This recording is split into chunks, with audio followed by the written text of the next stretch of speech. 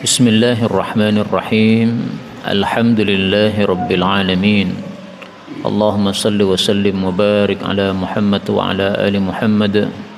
Allahumma anfa'na bima 'allamtana wa 'allimna ma yanfa'una wa zidna ilma wa barik lana fi ilmina warzuqna al-ikhlasa fil qawli wal 'amali kamila wa 'ilman nafi'an la yunsa wa tawfiqan daima wa sihhatan wa yaqina amin ya rabbal alamin.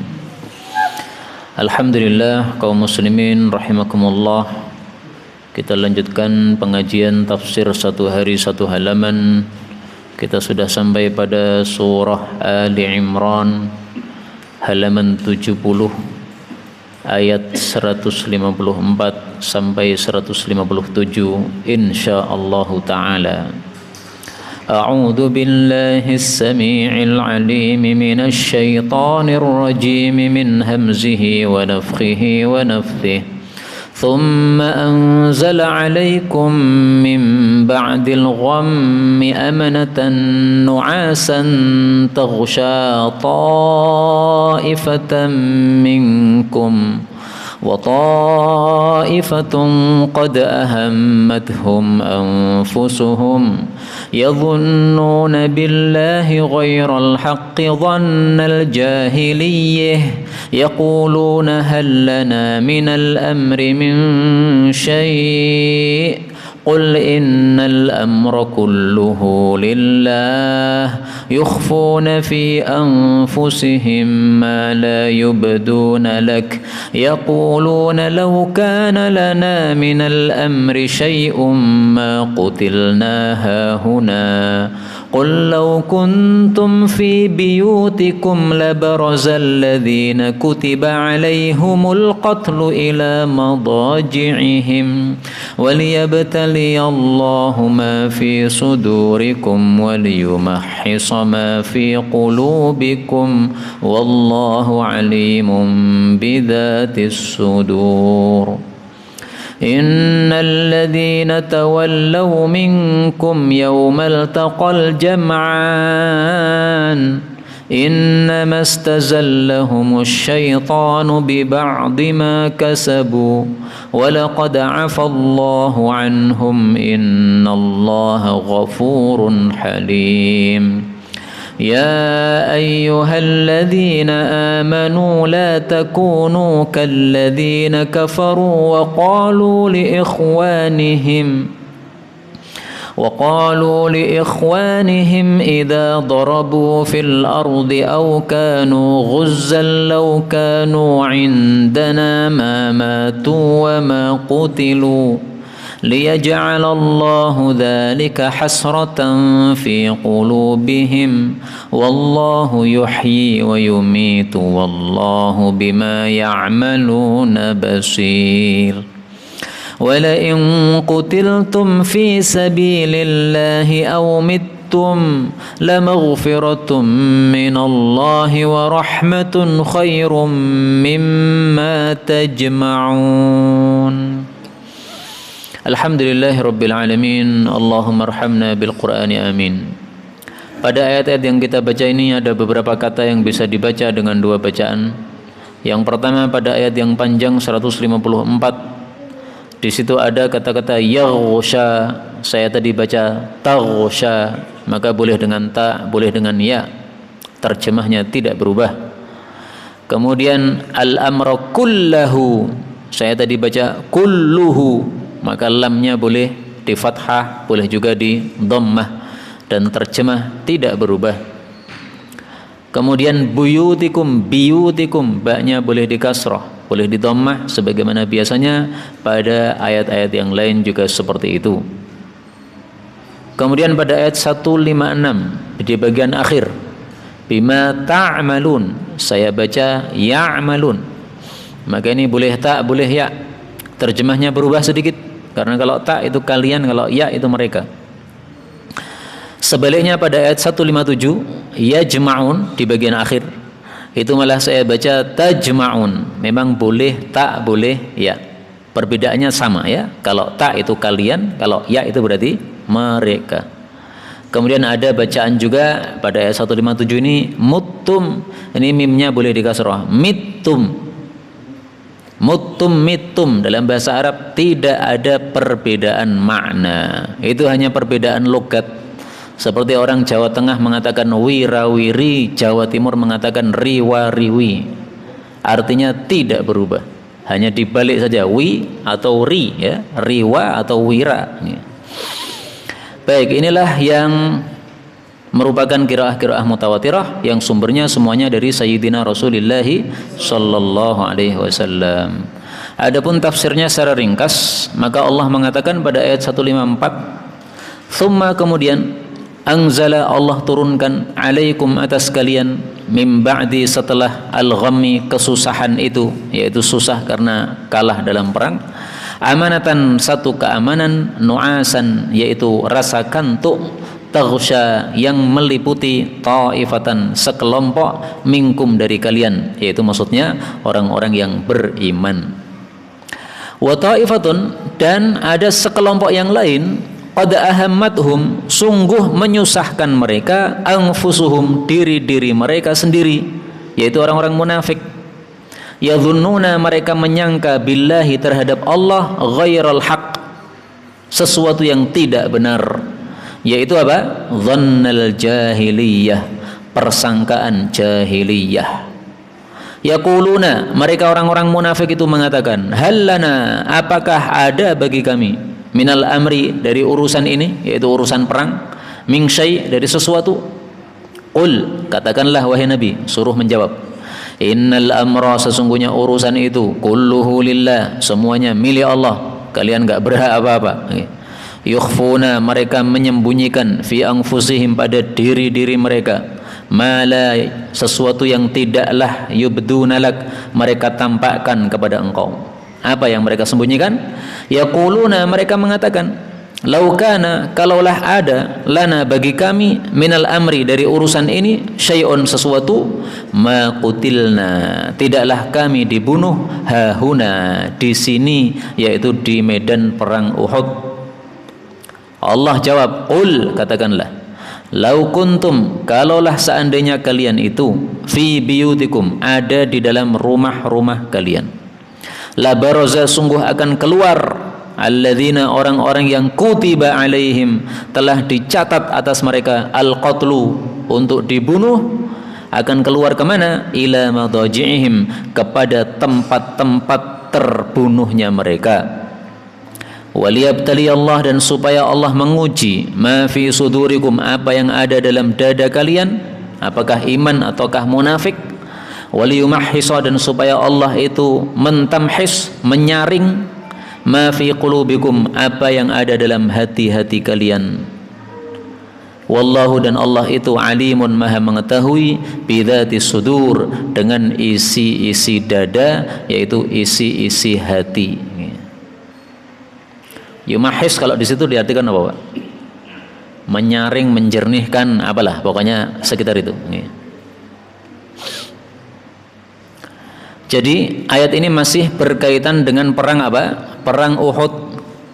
Perang Uhud ini memang unik, di mana umat Islam gara-gara tidak taat kepada Nabi akhirnya jadi kalah. Nah, itu disuruh mengambil pelajaran. Tetapi Allah tidak tidur. Allah tahu siapa yang benar, siapa yang salah. Muslim meskipun tidak taat Nabi tetap berada dalam kebenaran. Mereka membawa Islam. Orang kafir Allah tahu mereka dalam kesesatan. Maka Allah tidak tinggalkan umat Islam kalah kemudian mati semuanya habis tuntas, enggak begitu. Karena kalau seandainya waktu itu dalam perang Uhud semua umat Islam mati tuntas, ya sudah, benih-benih Islam sudah habis dong. Nabi Muhammad SAW sudah tidak bernyawa lagi. Terus siapa yang meneruskan dakwah? Nabi sudah wafat. Nah, Allah tahu itu, maka Allah akhirnya berikan keamanan, amanatan. Amannya berupa apa? Nu'asan, berupa ngantuk.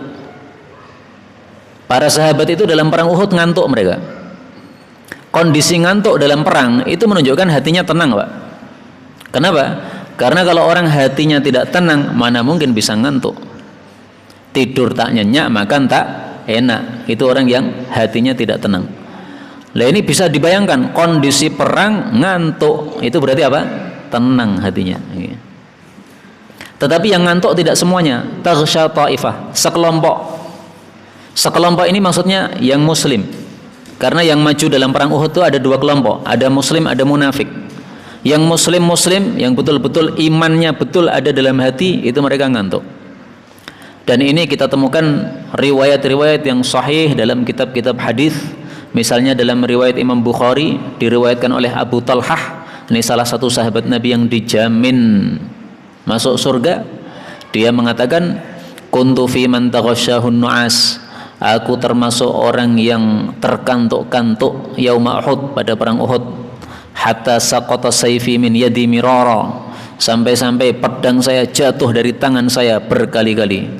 Pedang jatuh saya ambil, pedang jatuh lagi saya ambil lagi. Marrataini aw thalathan, 2 kali atau 3 kali sampai jatuhnya itu. Demikian juga yang diriwayatkan oleh Imam Tirmidzi bahwa Abu Talhah mengatakan, rafa'tu ra'si yauma Uhud, saya angkat kepala saya pada perang Uhud, saya lihat sekitar, ternyata masing-masing umat Islam mereka kepalanya tertunduk gara-gara ngantuk.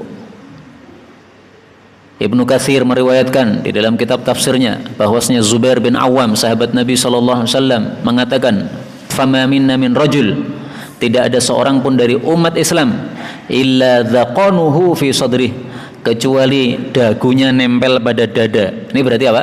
Ngantuk. Jadi ngantuk pas pengajian boleh enggak? Ngantuk pas pengajian dengan ngantuk pas perang berbeda. Saya temukan penjelasannya dari Ibnu Mas'ud.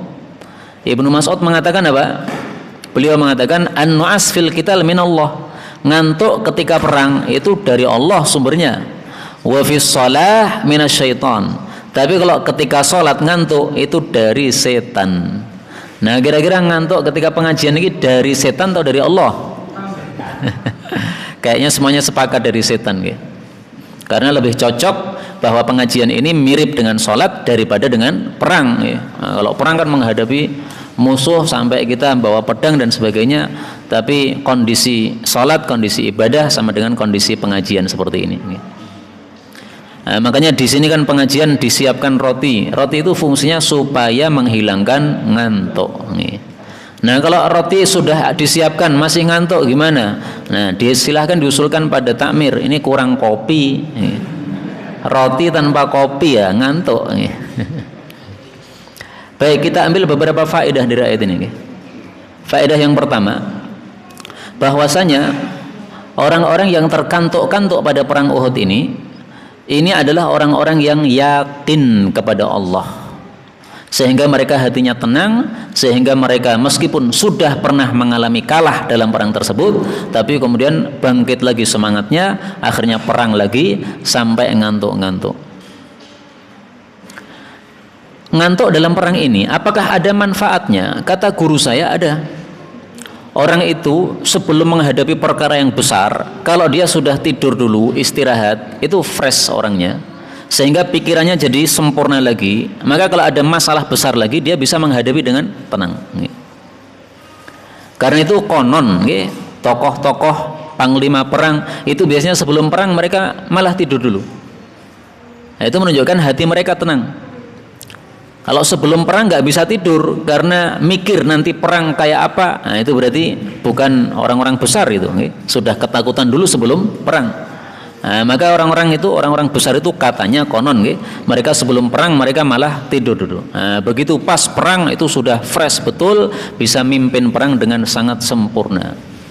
Nah, maka tujuan diberikannya ngantuk ini juga untuk memfreshkan pikiran mereka, sehingga begitu bangun itu sudah betul-betul nyaman menghadapi musuh dalam kondisi tenaga yang sempurna.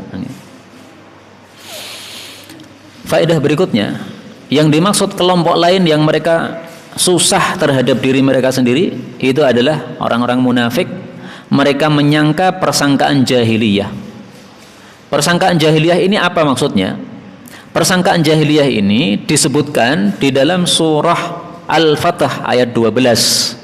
Allah mengatakan, bal dhanantum, bahkan kalian menyangka, allai yanqalibar rasul, bahwa Nabi Muhammad tidak akan balik dari medan perang. Maksudnya sudah mati Nabi Muhammad. Wal mu'minun, bahkan kalian juga menyangka orang-orang beriman sahabat Nabi semuanya mati, ila ahlihim, tidak akan kembali ke rumah mereka abadan, selama-lamanya. Wa zuyyina dzalika fi qulubikum, dan persangkaan itu dihias-hiasi dalam hati kalian. Wa dhanantum dhannas saw, dan kalian menyangka persangkaan yang jelek. Wa kuntum qauman bura, kalian adalah kaum-kaum yang akan dihancurkan oleh Allah Subhanahu wa taala. Nah, ini persangkaan buruk terhadap Allah. Mereka menyangka Allah tidak akan memberikan pertolongan. Nah, ini kan persangkaan buruk. Kalau orang-orang yang ngantuk-ngantuk tadi, itu mereka yakin Allah pasti masih pertolongan kita. Yang penting kita taat kepada Nabi. Jadi kejadian kekalahan sebelumnya itu mereka bisa ambil pelajaran. Kenapa kami kalah? Ya, kami mengakui kami salah, kami tidak taat Nabi. Tapi kami sekarang kembali taat Nabi, pasti ditolong oleh Allah. Nah, itu persangkaan yang baik dari orang-orang beriman. Orang-orang munafik ini persangkaannya jahiliyah, menyangka bahwa Allah tidak bakal memberikan pertolongan. Maka mereka mengatakan, hal lana minal amri min syai', apakah kami punya kebijakan dalam urusan perang ini? Jadi mereka mengira kalau mereka punya kebijakan dalam urusan perang ini sehingga bisa menentukan sikap apakah jadi berangkat perang ataukah tidak, maka mereka mengira dengan sebab itu mereka tidak akan mati. Jadi matinya mereka dalam perang Uhud mereka anggap karena kami tidak punya kebijakan apa-apa. Kami hanya sebagai rakyat jelata, nggak punya kebijakan untuk memilih apakah berangkat perang ataukah tetap berada di Madinah. Nah, persangkaan seperti ini bahwasanya kalau tidak perang mereka akan tidak mati, dan gara-gara perang mereka pada mati, itu persangkaan yang tidak benar. Makanya Allah bantah dengan kata-kata lau kuntum fi buyutikum, kalau kalian di rumah tidak berangkat perang, tetap saja orang-orang yang sudah dijadwalkan mati oleh Allah akan didatangi malaikat maut. Jadi malaikat maut itu tidak kenal ampun. Orang lagi makan, sendoknya baru disendokkan pada nasi, baru diangkat ke mulut, belum selesai dimasukkan mulut. Ini kalau sudah jatahnya mati, malaikat maut itu nggak perlu nunggu. Saya tunggu dulu sampai nasinya habis dulu, nggak mungkin. Langsung dicabut. Ada orang sedang salat taraweh, tiba-tiba jatuh tersungkur, mati ternyata. Nah, ini malaikat maut tidak kenal ampun, tidak ditunggu, saya tunggu dulu sampai tarawihnya selesai. Enggak, memang jatahnya detik itu harus mati. Karena itu sering saya menggoda santri ya. Nah, maka hati-hati, yang sekarang pengajian lagi ngantuk ini hati-hati. Ini kalau malaikat maut melirik yang ngantuk, kamu nanti langsung dicabut, tidak balik lagi. Supaya enggak ngantuk saya guyoni begitu santri-santri ini. Nah, maka di sini saya ingin sampaikan satu riwayat yang bagus menunjukkan bahwa malaikat maut itu tidak akan peduli dia disuruh mencabut dimanapun, dia akan cabut nyawa seseorang. Hadis sahih dalam Sunan Tirmidzi, Rasulullah bersabda, "Idza qadallahu ta'ala li'abdin ayyamuta bi ardin." Kalau Allah menetapkan seorang hamba mati pada satu tempat, ja'alallahu lahu ilaiha hajah. Allah akan menjadikan orang itu perlu menuju tempat tadi. Jadi misalnya saya ditakdirkan mati di masjid Ikhlas ini. Nah, Allah jadikan saya berangkat ke masjid Ikhlas. Untuk apa? Untuk mendatangi malaikat maut yang sudah siap di sini. Dan ini ada cerita yang bagus diriwayatkan oleh Imam Ahmad dalam kitab Zuhud dari Syahr bin Hausyab, bahwa ada malaikat maut, ini temannya Nabi Sulaiman, masuk ke dalam istananya Nabi Sulaiman. Lalu dia memelototi salah satu sahabat Nabi Sulaiman. Akhirnya orang yang dipelototi tadi ketakutan. Nah, setelah malaikat maut pergi, maka yang dipelototi tadi bertanya, "Ini siapa wahai Nabi Sulaiman? Tamu kok melototi saya?" Maka dijawab, "Ini adalah malaikat maut teman saya ini." Jadi malaikat maut zaman dulu itu kalau datang itu dalam bentuk ada bodinya, Pak. Penak nama bukan? Kalau sekarang kan kita nggak ngerti ya, tiba-tiba malaikat maut datang langsung mencabut. Makanya jangan heran dulu Nabi Musa menonjok matanya malaikat maut. Kenapa? Kata Nabi Musa, urung jatai mati kok tekowe. Malaikat maut dijotos oleh Nabi Musa. Nabi Musa kan orangnya kuat. Matanya rusak satu, itu langsung lapor kepada Allah. Ya Allah, engkau kirim saya kepada hamba yang tidak mau mati. Hadisnya sahih itu. Nah, itu karena apa? Malaikat maut dulu datang dalam bentuk yang terlihat, ya, dalam bentuk manusia begitu. Nah, sekarang ini malaikat maut tidak mau nampak lagi, nggak mau dicotos mungkin. Ya. Nah, terus setelah malaikat maut pergi ini, kemudian temannya Nabi Sulaiman mengatakan, saya tadi melihat beliau melototi saya, seolah-olah beliau itu ingin mencabut nyawa saya. Nah, maka ditanya oleh Nabi Sulaiman, ya sudah, sekarang kamu pengen apalah supaya hatimu tenang. Nah, maka sahabatnya ini mengatakan, saya tolong dipinjami angin supaya saya dibawa ke India, supaya saya tenang di India. Maka dipanggillah angin oleh Nabi Sulaiman, kemudian disuruh membawa dia ke India. Habis itu beberapa menit lagi malaikat maut balik kepada Nabi Sulaiman, ditegur Nabi Sulaiman, kamu tadi melototi teman saya, kenapa? Maka malaikat maut menjawab, kuntu a'jab minhu, saya itu takjub sama orang itu. Umirtu an aqbid ruhahu bil Hindi, saya disuruh Allah mencabut nyawa dia di India. Wa huwa indak, kenapa dia masih duduk di sini? Nah, ini menunjukkan apa? Malaikat maut itu kalau disuruh mencabut nyawa itu enggak peduli, pokoknya dia lakukan sesuai perintah. Ini fulan dicabut nyawanya di India. Malaikat maut heran sebenarnya, loh ini mestinya di India, kok masih di sini ya? Tapi karena disuruh oleh Allah nyabut di India, ya dia terbang ke India. Nah, begitu dia sudah sampai India, ternyata orang tadi pergi juga ke India, ngikuti malaikat maut. Kayak begitu, Pak. Musibah juga begitu, musibahnya nggak bisa dihindari. Ada salah satu teman kita tidur di rumahnya, tiba-tiba dari luar rumah ada truk, kayaknya ngantuk supirnya. Karena ngantuk akhirnya jebol rumahnya, masuk kamar teman kita itu. Akhirnya kakinya sakit, sampai sekarang kakinya tidak sempurna, cacat. Padahal dia tidak di jalan, dia di dalam rumah. Tapi karena sudah ditakdirkan oleh Allah, kamu harus cacat kakimu. Ya sudah, dia tidur di rumah pun truknya datang sesuai perintah Allah. Karena itu Khalid bin Walid mengatakan, saya itu setiap perang selalu maju ke depan, tetapi lihatlah saya mati seperti orang biasa, yaitu di atas dipan. Jadi meskipun dia selalu di medan perang, selalu di depan, tapi syahid yang dia harapkan itu enggak segera datang. Dan sampai akhir hayatnya tidak mati syahid, tetapi mati di atas ranjang. Ini Khalid bin Walid radhiyallahu anhu. Makanya ada hadis mengatakan apa? La yughni hadharun an qadarin. La yughni, tidaklah berguna, hadharun, kewaspadaan, an qadarin, dari takdir. Artinya meskipun kita itu sudah waspada, tapi kalau sudah ada takdirnya tidak akan apa? Tidak akan berguna kewaspadaan tadi. Bukan berarti kita tidak boleh waspada, kita malah disuruh waspada. Naik motor ya pakai helm, waspada ini ya, supaya nanti kalau ada kejadian-kejadian nah kita bisa aman.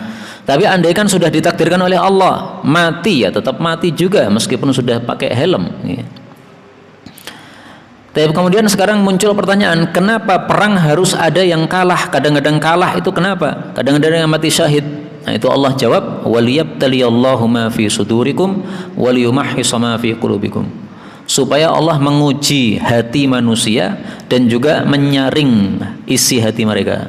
Ini maksudnya kata Ibnu Katsir, supaya diketahui siapa yang muslim, siapa yang munafik, siapa yang mukmin, siapa yang munafik. Kalau orang mukmin begitu mendapatkan kekalahan, dia ngambil pelajaran. Wah, ini kenapa kalah ini? Allah itu pasti menolong tentaranya. Kok kalah? Nah, berarti kesalahan dari kita. Akhirnya mereka memperbaiki diri. Kemudian yakin pasti ditolong oleh Allah. Kalau munafik pikirannya lain. Perang kok kalah? Wah, ini berarti agamanya nggak benar ini. Muhammad ini nabi palsu ini. Nah, pikirannya sudah kemana-mana. Okay? Kalau orang mukmin tidak berubah. Mau perang kalah atau menang, Nabi Muhammad tetap Nabi Muhammad, Quran tetap Quran, wahyu tetap wahyu. Yang salah bukan nabinya, bukan Qurannya, tapi yang salah kitanya. Kemudian pada ayat berikutnya 155 Allah Subhanahu wa taala mengatakan, innal ladzina, sesungguhnya orang-orang yang tawallau, berpaling, minkum, dari kalian, yauma, pada hari, iltaqa, berjumpa, al-jam'an, dua kelompok, yaitu kelompok muslim dengan kelompok kafir. Innama, sesungguhnya tiada lain, istazallahum, menggelincirkan mereka, asyaitanu, setan, bi ba'di ma kasabu, dengan sebab sebagian apa yang sudah mereka lakukan, maksudnya dosa-dosa. Walaqad afallahu, dan sungguh Allah telah memaafkan, anhum, terhadap mereka. Innallaha, sesungguhnya Allah, ghafurun, maha pengampun, halimun, maha aris. Maha aris itu tidak mudah menghukum atau tidak mudah marah. Jadi maksud ayat ini, dalam perang Uhud, sahabat-sahabat Nabi yang lari terbirit-birit dari medan perang, itu kenapa? Itu gara-gara dosa-dosa yang dilakukan sebelumnya. Jadi pada perang Uhud itu ada 12 sahabat Nabi yang mengelilingi Nabi, tidak ikut lari. Yang lain-lainnya lari, 12 orang ini tetap berada di situ, mengerumuni Nabi, jangan sampai Nabi dikeroyok orang-orang kafir. Kalau ada panah menyasar maka kena tubuh saya saja, jangan kena tubuh Nabi. Nah, itu ada 12 orang. Ini berarti 12 orang yang mereka bukan ahli maksiat. Yang lainnya yang lari-lari tadi, larinya kenapa? Karena melakukan maksiat pada hari-hari sebelumnya. Dari sini para ulama mengambil pelajaran. Pelajarannya apa?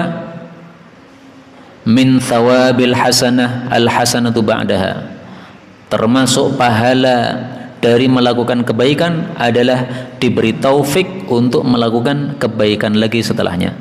Wa min jazai sayyi'ah as-sayyi'atu ba'daha, termasuk dari balasan berbuat maksiat adalah melakukan maksiat lagi setelahnya. Lari dari perang ini kan maksiat. Nah, maksiat yang berupa lari dari perang tidak mungkin muncul begitu saja, tidak mungkin. Pasti ada penyebab sebelumnya, dosa sebelumnya ada. Jadi misalnya sebelum perang itu dari rumah menuju ke medan perang itu matanya mata keranjang, melihat ke sana kemari, suka melihat wanita-wanita yang bukan istrinya. Ya, akhirnya ketika perang lari terbirit-birit. Itu gara-gara apa? Dosa yang dilakukan sebelumnya. Karena itu ada ungkapan yang sangat bagus ya. Ungkapan ini mengatakan lil hasanati akhwat walis sayyiat akhwat. Perbuatan baik itu mempunyai saudara-saudara. Perbuatan buruk juga begitu, punya saudara-saudara. Maksudnya perbuatan baik menyebabkan munculnya perbuatan baik yang lain. Perbuatan buruk memunculkan perbuatan buruk yang lain.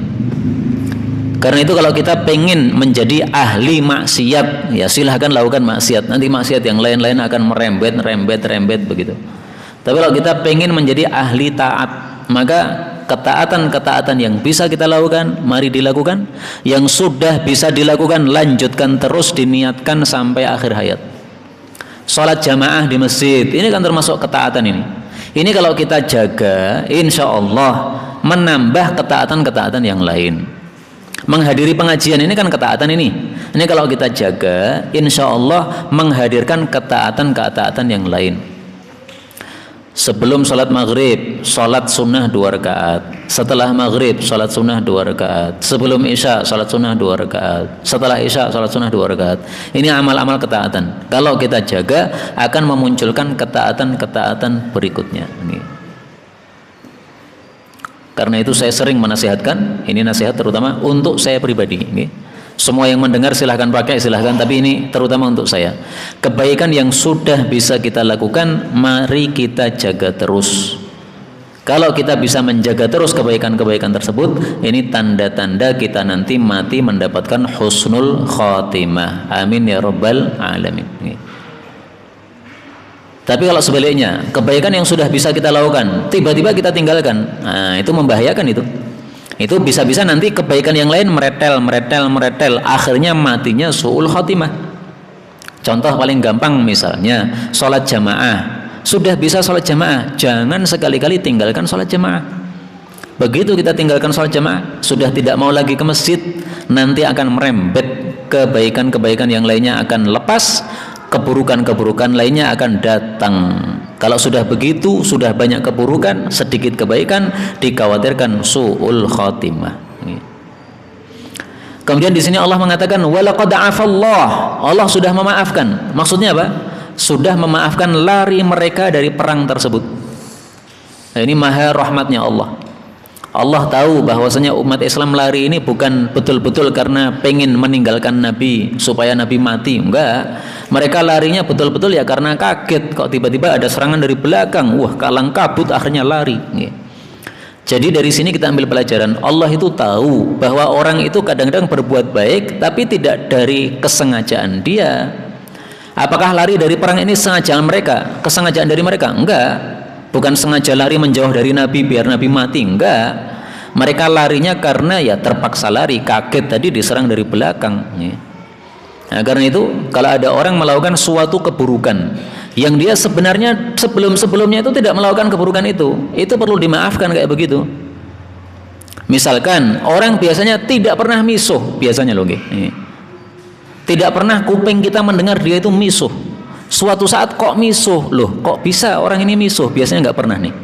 Ternyata karena dia dibikin marah, yang marahnya sampai melampaui batas sampai dia tidak bisa nahan nafsu, akhirnya keluar kata-kata kotor yang dia tidak pernah melakukan. Nah, orang seperti itu perlu dimaafkan. Kenapa? Dia biasanya nggak ngomong begitu. Ngomongnya kenapa? Lepas kendali. Begitu kendali sudah kembali ke dia, dia akan sadar, oh ya ini saya salah. Saya besok tidak akan begini lagi. Besok kalau saya dibikin marah gini lagi, saya langsung ambil lakban, tempelkan di mulut saya. Nah, misalnya begitu. Ini orang baik kayak begini. Maka jangan disamakan antara ahli maksiat dengan orang yang satu kali melakukan maksiat atau kesalahan. Maka di sini afallah, Allah maafkan. Dan Allah memaafkan orang-orang yang lari dari perang. Ini menunjukkan bahwa dosa besar itu bisa diampuni Allah. Karena lari dari perang itu termasuk dosa besar. Dalilnya dalam hadis muttafaqun alaih, ijtanibus sab'al mubiqat, jauhilah 7 dosa-dosa yang membinasakan. Maksudnya dosa besar. Pertama, syirik kepada Allah. Kedua, sihir, termasuk juga santet. Ketiga, membunuh nyawa yang diharamkan oleh Allah. Keempat, makan riba. Kelima, makan harta anak yatim. Keenam, tawalli, lari pada waktu perang. Yang ketujuh, menuduh wanita-wanita yang baik, yang beriman, bahwa dia telah berzina. Hadis muttafaqun alaih. Nah, berarti lari dari perang termasuk dosa besar.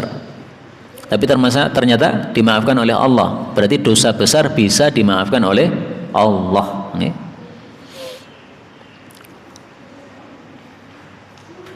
Kemudian pada ayat berikutnya Allah Subhanahu wa taala mengatakan, ya ayyuhalladzina amanu, wahai orang-orang yang beriman, la takunu, janganlah kalian menjadi kalladzina kafaru, seperti orang-orang kafir.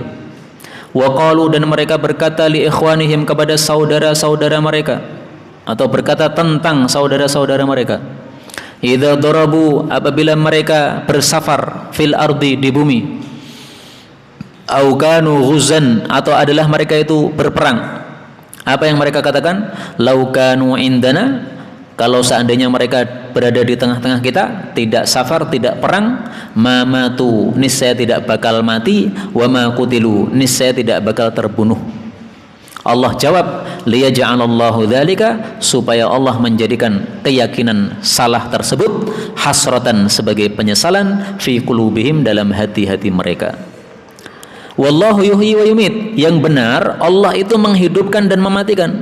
Jadi nggak perlu safar, nggak perlu perang, kalau sudah jatahnya mati ya mati.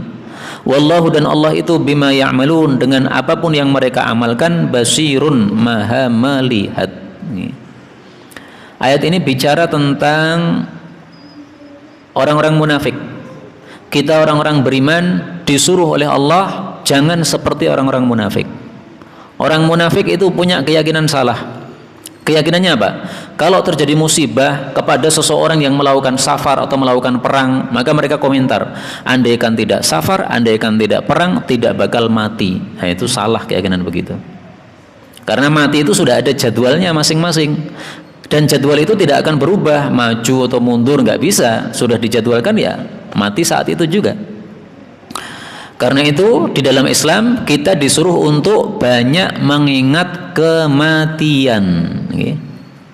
Bahkan di dalam Islam kita diajari untuk menulis wasiat. Wasiat sebelum kita mati. Ada dua hukumnya. Ada yang sunnah, ada yang wajib. Kalau wasiat itu berupa kewajiban-kewajiban kita yang belum tertunaikan, maka nulis wasiatnya hukumnya wajib. Misalnya kita punya utang.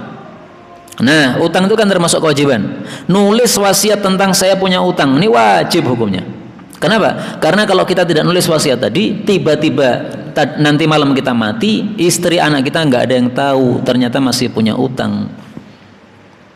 Ada teman saya cerita, bapaknya wafat. Nah, setelah bapaknya wafat, ibunya bermimpi, mimpi ketemu dengan bapaknya.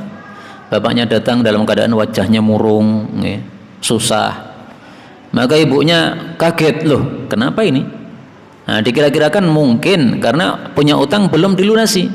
Ternyata betul, dicari-cari ketemu ada orang yang pernah beliau utang kepadanya belum dilunaskan. Begitu sudah dilunaskan, kemudian malamnya mimpi lagi, ketemu dengan suaminya. Suaminya datang dalam keadaan senyum, senang.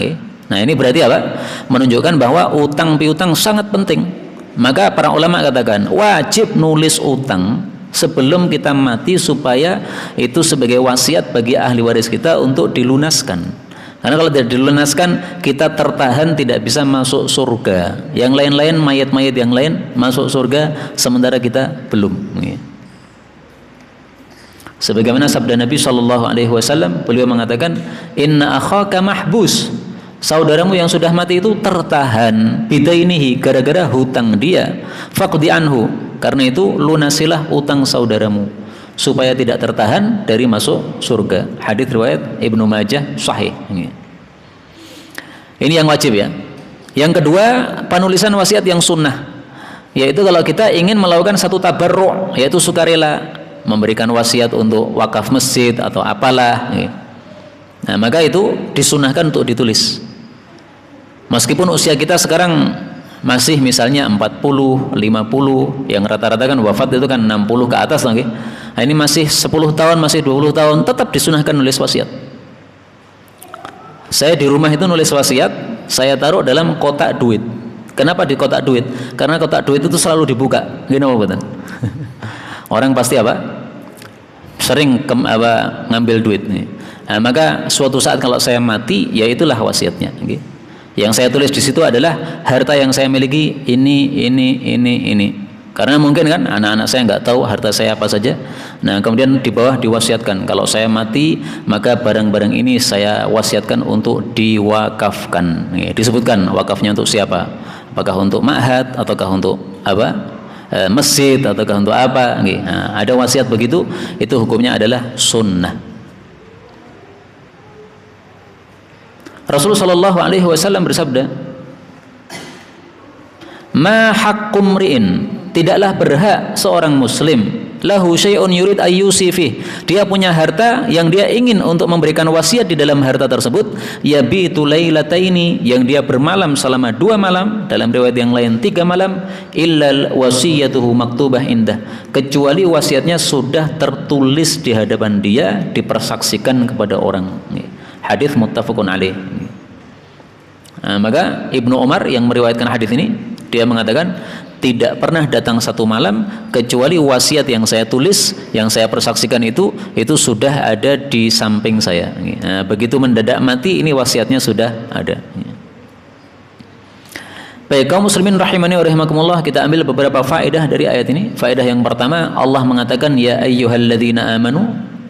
Kata Ibnu Mas'ud, kalau kita mendengar ya ayyuhalladzina amanu, disuruh pasang telinga. Kenapa? Setelah itu pasti ada kebaikan besar yang diperintahkan oleh Allah atau ada keburukan besar yang akan dilarang oleh Allah Subhanahu wa taala. Ini sudah sering kita sampaikan, diulang-ulang supaya hafal. Faedah berikutnya, dalam ayat ini disebutkan bahwasanya orang-orang munafik mengatakan kalau mereka berada di tengah-tengah kita, mamatu, tidak akan mati, yaitu gara-gara safar tersebut, wa ma qutilu, tidak akan terbunuh, yaitu gara-gara perang tersebut. Nah, ucapan seperti ini kata Allah, fungsinya apa? Fungsinya supaya mereka tambah menyesali kejadian tersebut. Jadi ini siksaan untuk mereka orang-orang munafik. Melihat saudaranya mati kan tersiksa tuh, nah, dia sambil komentar, wah saudaraku kalau kemarin nggak berangkat safar sebenarnya nggak akan mati itu. Nah, tambah menyesal. Kalau orang beriman komentarnya nggak begitu. Komentarnya apa? Masya Allahu kan. Apapun yang sudah Allah takdirkan pasti terjadi. Mau lari pun tetap akan terjadi. Maka hatinya tenang. Mari kita lihat bagaimana komentar Nabi ketika 4 panglima perang yang ditetapkan oleh Nabi dalam perang Mu'tah semuanya mati. Nabi katakan yang memimpin perang Zaid. Kalau Zaid mati diganti oleh Ja'far. Kalau Ja'far mati diganti oleh Abdullah bin Rawahah. Oh, 3 orang ya. Nah, kalau ini sudah mati semuanya ya sudah, berarti habis. Ternyata 3 orang itu semuanya mati. Panglima yang ditetapkan Nabi semuanya mati. Apa kata Nabi? Ketika Nabi menginformasikan mereka semuanya mati, beliau mengatakan, "Ma yasurruna, tidaklah menyenangkan hati kami, annahum indana, bahwasanya 3 orang panglima perang yang mati tadi masih hidup di tengah-tengah kita." Jadi komentarnya, tidaklah menyenangkan hati kami seandainya mereka masih hidup. Jadi mereka mati syahid itu nggak ada masalah.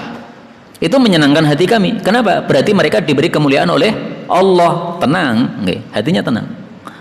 Dalam riwayat yang lain beliau mengatakan, ma yasurruhum, tidaklah menyenangkan mereka yang mati syahid, annahum indana, bahwasanya mereka masih hidup di tengah-tengah kita.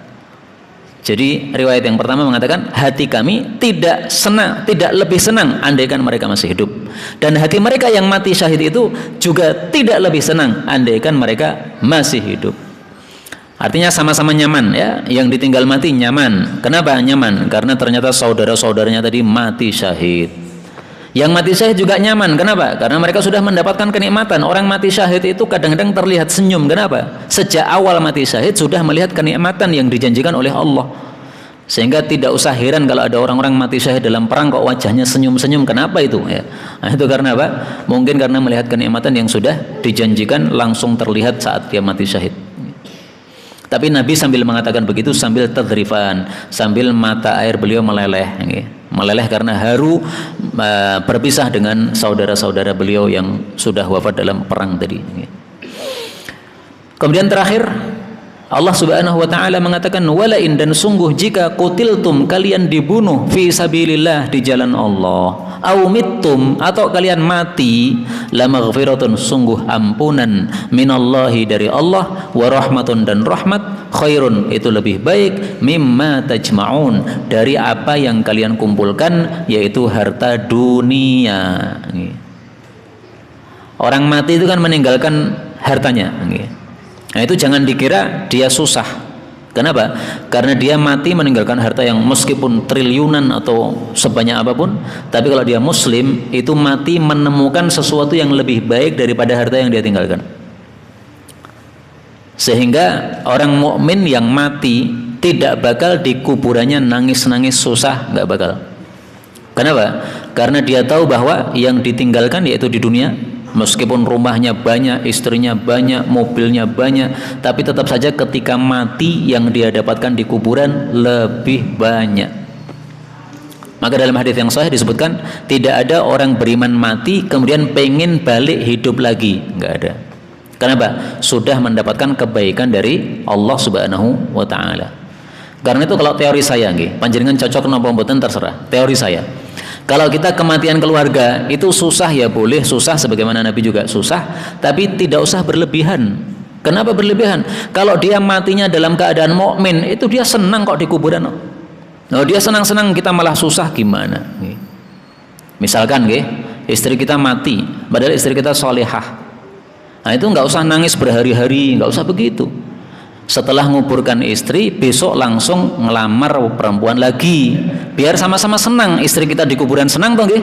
Nah, kita yang di dunia juga biar senang. Ngoten, cocok mboten niku? Mboten cocok nggih, terserah nggih. Niku teori kula ngoten niku nggih. Dan itu yang dilakukan oleh Imam Ahmad. Imam Ahmad setelah mengubur jenazah istrinya, besoknya tidak lama lagi menikah. Maka orang bertanya, ya Imam, wahai Imam, kemarin baru saja ngubur jenazah istri, sekarang nikah, wah pripun niki? Beliau katakan, saya tidak senang ketemu dengan Allah dalam keadaan tidak punya istri. Nah, makanya beliau nikah lagi. Baik, kita ambil beberapa faedah dari ayat ini. Faedah yang pertama, kata-kata fi sabilillah, di jalan Allah, itu maksudnya apa? Maksudnya adalah perang melawan orang-orang kafir. Jadi istilah fi sabilillah itu kalau disebutkan secara mutlak, tidak ada penjelasan lebih lanjut, itu biasanya maksudnya adalah di medan perang. Apakah ada makna lain? Ada. Makna lain fi sabilillah itu adalah segala sesuatu yang menyebabkan Allah ridho. Pengajian ini fi sabilillah. Bahkan seorang suami mencari nafkah dalam rangka untuk melakukan kewajibannya menafkahi anak istrinya, itu juga fi sabilillah. Itu sabilillah yang maknanya umum, maknanya luas. Tapi kalau yang dalam makna sempit seperti dalam ayat ini maksudnya adalah jihad fi sabilillah, perang melawan orang-orang kafir. Nah, ketika kita perang melawan orang-orang kafir, itu ada kalanya kutiltum, dibunuh, ada kalanya mutum, mati. Bedanya apa? Kalau dibunuh itu ya pas di medan perang itu. Kalau mati itu misalnya di medan perang tidak terbunuh, tetapi luka-luka. Begitu dibawa ke markas, nah kemudian akhirnya mati. Nah, itu mati namanya. Tapi sama saja kata Allah, mau dibunuh di medan perang, mau mati, pokoknya fisabilillah dalam kondisi perang, maka itu akan mendapatkan maghfirah, ampunan dan rahmat. Dan di sini perlu kita garis bawahi, disebutkan dua, ampunan dan rahmat. Menunjukkan bahwa yang paling diperlukan untuk orang yang sudah mati adalah dua ini, ampunan dan rahmat. Orang sudah mati itu sudah nggak perlu dibawahi baju-baju bagus, kemudian perhiasan-perhiasan.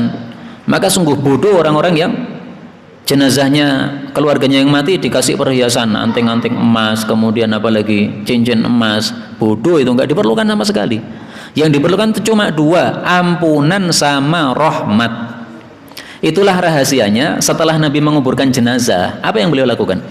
Beliau katakan, jangan pergi dulu, kita doakan dulu sahabat kita yang sudah dikubur ini. Mari kita lihat hadisnya. Apa kata Nabi SAW? Beliau mengatakan, istaghfiru li akhikum, mintakan ampunan untuk saudara kalian yang selesai dikubur ini. Wasalu lahu tathbit, mintakan juga supaya bisa dia teguh menjawab pertanyaan mungkar nakir. Fa innahu an yus'al, karena dia sekarang ini akan ditanya malaikat. Hadis riwayat Hakim sahih.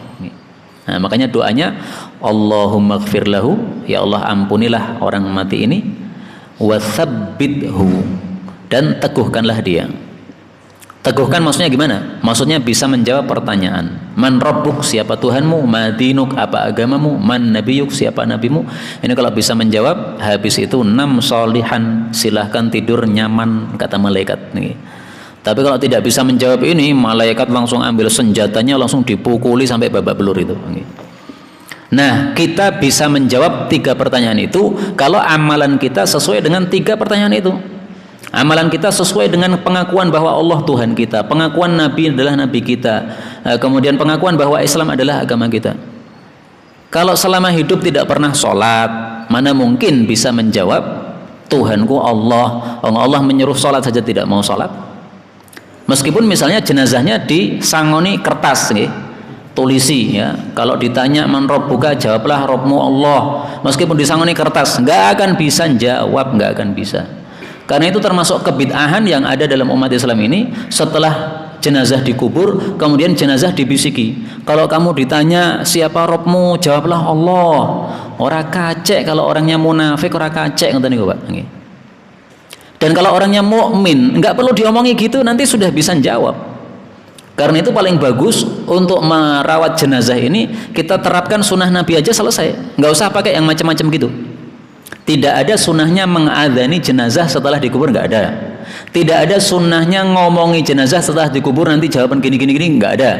Yang ada adalah ini tadi, mintakan ampunan, mintakan keteguhan. 2 ini, mintakan ampunan itu penting, mintakan keteguhan supaya bisa menjawab. Kalau sudah bisa menjawab, maka mendapatkan ampunan dan rahmat dari Allah Subhanahu wa taala.